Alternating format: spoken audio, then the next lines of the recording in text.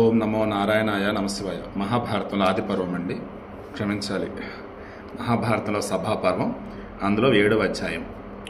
నారదుడు అంటూ ఉన్నాడు, కురునందన అంటే నిన్న ధర్మరాజు అడిగాడు కదా, ఇప్పుడు ఈ మయసభ చూశారు కదా, దీనికన్నా గొప్పగా ఈ ప్రపంచంలో ఈ లోకంలో ఉన్నాయా ఇంకా సభలు, మీరు ఎక్కడన్నా చూసారా?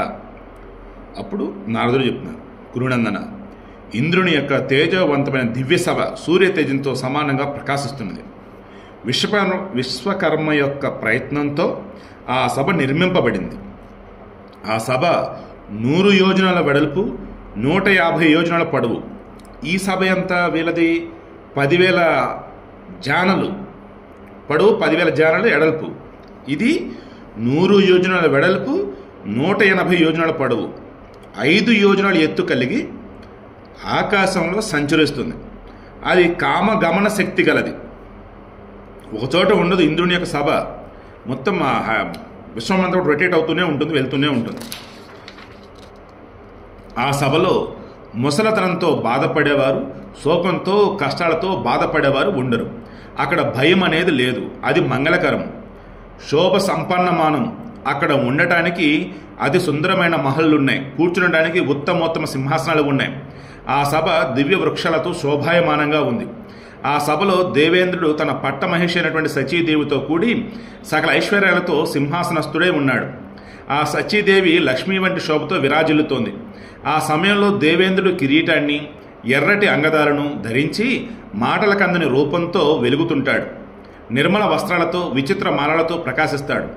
లజ్జ, కీర్తి, కాంతులతో నిండి ఉంటాడు. రాజా, మహనీయుడైనటువంటి ఆ దేవేంద్రుని చుట్టూ నిలిచి మరుద్గణాలు, గృహస్థులైనటువంటి దేవతలు నిత్యము సేవిస్తూ ఉంటారు. సిద్ధులు, దేవమునులు, సాధ్యులు, దేవతాగణాలు, మరుద్వంతులు వీరంతా సువర్ణమాలను అలంకరించుకుని ఒక్కటే నిలిచి మహాత్ముడైనటువంటి ఆ దేవేంద్రుని ఆ సభలోనే సేవిస్తారు. వారంతా తమ తమ అనుచరులతో కలిసి దివ్య రూపాలను ధరించి చక్కగా అలంకరించుకొని ఉంటారు. కౌంతేయ, ఈ రీతిగా పాపరహితులై నిర్మలులై ప్రజ్వలించే అగ్నిలాగా దేవర్షులందరూ కూడా దేవేంద్రుని సేవిస్తారు. ఆ దేవర్షులు తేజవంతులు, సోమయాగకర్తలు, చింతాశోకాలు లేనివారు. ఇక పరాశరుడు, పర్వతుడు, సావర్ణి, గాలవుడు, శంకుడు, లిఖితుడు, గౌరశిరుడు, దుర్వాసుడు, క్రోధనుడు, శేనుడు, దీర్ఘతముడు, పవిత్రపాణి, సావర్ణి, యాజ్ఞవాల్క్యుడు, బాలుకి, ఉద్దాలకుడు, శ్వేతకేతువు, తాండ్యుడు, భాండాయిని, అవిష్మంతుడు, గరిష్ఠుడు, హరిశ్చంద్ర మహారాజు, వృజ్యుడు, ఉదర శాండిలుడు, విశాఖుడు, విధాత, కాలుడు, కరాలదంతుడు, త్వష్ట, విశ్వకర్మ, తుంబురుడు మొదలైన ఎందరో కూడా మునులు, వాయుభక్షకులు, హవిర్భక్తులు అయినటువంటి మహర్షులు సర్వలోకాధిపతి అయినటువంటి వజ్రపనిని సేవిస్తారు. పాండుకుమార, సహదేవుడు, సునీధుడు, మహా తేజస్సు అయినటువంటి వాల్మీకి, సత్యవాది అయినటువంటి శమీకుడు, సత్య ప్రతిజ్ఞుడైనటువంటి ప్రచేతుడు, క్రతువు, మరుత్తుడు, మరీచి, మహా తపస్సు అయినటువంటి స్థానువు, కక్షీవంతుడు, గౌతముడు, తాన్యుడు, వైశ్వానరముని, షడర్తుడు, కవశుడు, ధూమ్రుడు, రైభ్యుడు, నలుడు, పరావసుడు, స్వస్థాత్రేయుడు, జరత్కారువు, కహాలుడు, కాశ్యపుడు, విభాండకుడు, ఋష్యశృంగుడు, ఉన్ముఖుడు, విముఖుడు, కాలకావుక్షుడు, అశ్రావిడు, హిరణ్మయుడు, సంవర్తుడు, దేవహవ్యుడు, విశ్వక్షేణుడు, కన్వుడు, కాత్సాయనుడు, గార్గ్యుడు, కౌశికుడు ఆ సభలో ఉంటారు. దివ్య జలాలు, ఓషధులు, శ్రద్ధ, మేధ, సరస్వతి, ధర్మార్థ అర్ధధర్మ కామాలు, విద్యుత్తు, మేఘాలు, వాయువు, గర్జించే మబ్బులు, తూర్పు దిక్కు, హవ్యవాహకులైనటువంటి 27 వహనులు, అగ్నిశోములు, ఇంద్రాగ్నులు, మిత్రుడు, సవిత, ఆర్యముడు, భగుడు, విశ్వదేవులు, సాధ్యులు, బృహస్పతి, శుక్రుడు, విశ్వావసు, చిత్రసేనుడు, సుమనుడు, తరుణుడు, యజ్ఞాలు, విశ్వావసు, చిత్రసేనుడు, సుమనుడు, తరుణుడు, యజ్ఞాలు, దక్షిణలు, గ్రహాలు, తారలు, యజ్ఞ నిర్వాహక మంత్రాలు, ఇంద్రసభల అలంకారాలు. అదేవిధంగా అందమైనటువంటి అప్సరసులు, మనోహరమైనటువంటి గంధర్వులు నృత్య గీత వాద్యాలతో వివిధ హాస్య విన్యాసాలతో దేవరాజునట్టు ఇంద్రుని మనసును రంజింపజేస్తారు. అంతేగాక స్తుతులతో, మంగళ గీతాలతో, వీరగాథలతో బలుని, వృత్తుని సంహరించినటువంటి దేవేంద్రుని స్తుతిస్తూ ఉంటారు. మరెందరో బ్రహ్మర్షులు, రాజర్షులు, దేవర్షులు పూలమాలలు ధరించి వస్త్రాభరణాలు అలంకరించుకొని అగ్నుల వలె ప్రకాశిస్తూ దివ్య విమానాలలో దేవేంద్రుని సన్నిధికి వస్తూ పోతూ ఉంటారు.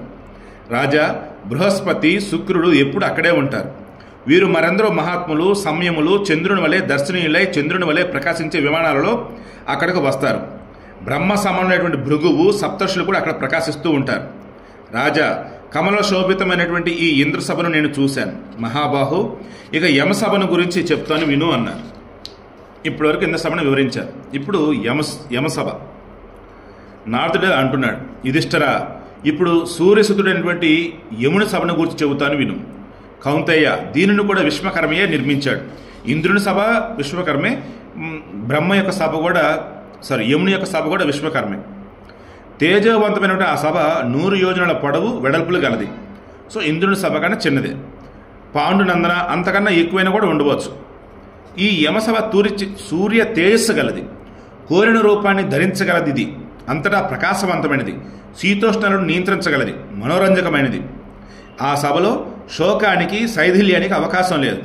ఆకలి దప్పులుండు, అప్రియాలు జరుగు, దీనత్వం కానీ, అలసట కానీ, ప్రాతికూల్యం కానీ అక్కడ ఉండవు. అరిందమ, దివ్య మానుష కాంక్షలన్నీ అక్కడ తీరుతాయి. రుచికరాలైనటువంటి భక్ష్య భోజ్యాలు అక్కడ మిక్కిలిగా ఉంటాయి. అక్కడ లేహ, చోష్య, పేయాలైనటువంటి ఆహార పదార్థాలు మనోహరాలు, రుచికరాలయ్యి మనసుకు నచ్చుతాయి. ఆ సభలో పుణ్యపరమణాలు గల పూలమాలలు, కోరిన పండ్లనిచ్చే చెట్లు ఎప్పుడూ ఉంటాయి. ఆ సభలో తీయని చన్నీళ్లు, వేన్నీళ్లు ఎప్పుడూ దొరుకుతాయి. పవిత్రులైనటువంటి రాజర్షులు, నిర్మలైనటువంటి బ్రహ్మర్షులు పరమానందంతో అక్కడ సూర్యస్తుడైనటువంటి యముణ్ణి సేవిస్తారు. యయాతి, నహుషుడు, పూరుడు, మాందాత, సోముకుడు, నృగువు, త్రశ్యదశుడు, కృతవీరుడు, శృతస్రవుడు, అరిష్టనేమి, సిద్ధుడు, కృతవేగుడు, కృత్తి, నిమి, ప్రత్యర్థనుడు, శిభి, మృత్యుడు, పృథులాక్షుడు, బృహద్రథుడు, వార్తుడు, మరుత్తుడు, కుషికుడు, సాంఖ్యాక్షుడు, సాంకృతి, ధ్రువుడు, చతుర్వశుడు, చతుర్శ్రోమి, కార్తవీరార్జునుడు, భరతుడు, సురధుడు, సునీధుడు, నిషటుడు, నలుడు, దివోదాసుడు, సుమనుడు, అంబరీషుడు, భగీరథుడు, వశ్యుడు, సదస్యుడు, వజ్జస్యుడు, పృథువేగుడు, పృథుశ్రవుడు, వృషదస్యుడు, వసుమనుడు, క్షుపుడు, రుపద్రుడు, వృషసేనుడు, పురుక్సుడు, అరిష్టేనుడు, దిలీపుడు, ఉషీనరుడు, ఔషినరి, పుండరీకుడు, శర్యాతి, శరభుడు, శుచి, అంగుడు, అరిష్టుడు, వేణుడు, దుష్యంతుడు, సృంజేయుడు, జయుడు, భాంగాసురి, సునీధుడు, నిషదేశ్వరుడు, వహీనరుడు, కరంధముడు, బాహ్లికుడు, సృజమ్నుడు, బలవంతుడైనటువంటి మధువు, ఐలుడు, మరుత్తుడు, కపోతరోముడు, తృణకుడు, సహదేవుడు, అర్జునుడు, వృష్యుడు, శాశ్వుడు, కృషాశ్వుడు, శశభిందుడు, దశరథుడు, కకుత్సుడు, ప్రవర్ధనుడు, అలర్కుడు, కక్షసేనుడు, గయుడు, గౌరవశుడు, పరశురాముడు, నభాగుడు, సగరుడు, భూరిజుమ్మునుడు, మహాశ్వుడు, పృథుశ్వుడు, జనకుడు, పృథువు, వార్ష్యనుడు, పురుజిత్తు, జనమేజయుడు, బ్రహ్మదత్తుడు, త్రిగర్తుడు, ఉపరిచరుడు, ఇంద్రజుమ్నుడు. ఈ జనమేజయుడు వేరండి. ఓకే, సో ఇప్పుడు వైశంపైనట్టు జనమేజయుడికి చెప్తున్నాడు కదా, లైక్ అందుకని చెప్పేసి ఆ యమలోకంలో వీళ్ళు ఉండరు అన్నట్టు. ఈ పేర్లు వేరు వేరే. ఇక భీమాజానువు, గౌరపృష్ఠుడు, అనఘుడు, లయుడు, పద్ముడు, ముచికుందుడు, భూరుజిమ్మునుడు, ప్రసేనజిత్తు, అరిష్టనేమి, సుజ్యమునుడు, పృథులాశుడు, అష్టకుడు, 100 మంది మత్స్యరాజులు, 100 నేపరాజులు, 100 మంది గయులు, 100 మంది ధృతరాష్ట్రులు, 80 మంది జనమేజయులు, 100 బ్రహ్మదత్తులు, 100 మంది వీరులు, 100 ఈరులు, 200 మంది భీష్ములు, 100 మంది భీములు, 100 మంది ప్రతివింజులు, 100 నాగరాజులు, 100 మంది హయరాజులు, 100 మంది పలాశులు, 100 కాశీరాజులు, 100 మంది కుశరాజులు, శాంతనువు, పాండురాజు, ఉషంగువుడు, శతరథుడు, దేవరాజు, జయద్రథుడు, వృషదర్భ రాజర్షి, ఆయన మంత్రులు, వేల కొలదగా శతబిందు రాజులు ఆ సభలో ఉంటారు. బాబో, ఇంతమంది ఉన్న సభ. వారు అనేక మహాయాగాలను భూరి దక్షిణలతో నిర్వహించి ధర్మరాజ లోకాన్ని పొందినవారు. రాజేంద్ర, పుణ్యాత్ములు, కీర్తిమంతులు, బహుశ్రుతులు అయినటువంటి ఈ రాజర్షులందరూ కూడా ఆ సభలో సూర్యసూర్యుడైనటువంటి యముణ్ణి సేవిస్తూ ఉంటారు. ఇక అగస్త్యుడు, మతంగుడు, కాలుడు, మృత్యువు, యజ్ఞకర్త, సిద్ధులు, యోగ శరీరధారులు, అగ్నిశ్వాత్త పితరులు, పేనవులు, ఊష్మపులు, స్వధావంతులు, బహిష్యదులు మొదలగా గల పితరులు, కాలచక్రము, పూజ్యుడైనటువంటి హవ్యవాహనుడు, దక్షిణాయనంలో మరణించిన మనుషులు, దుష్కర కర్మలు చేసిన మనుషులు, కాలుని అగ్నికు లోబడినటువంటి యమదూతలు, శంషప, పలాస, కాస, కుషాదులను అభిమానించే దేవతలు మూర్తిమంతులై ఈ సభలో ధర్మరాజును సేవిస్తారు. సో వాట్ నెక్స్ట్ రేపు డిస్కస్ చేద్దాం.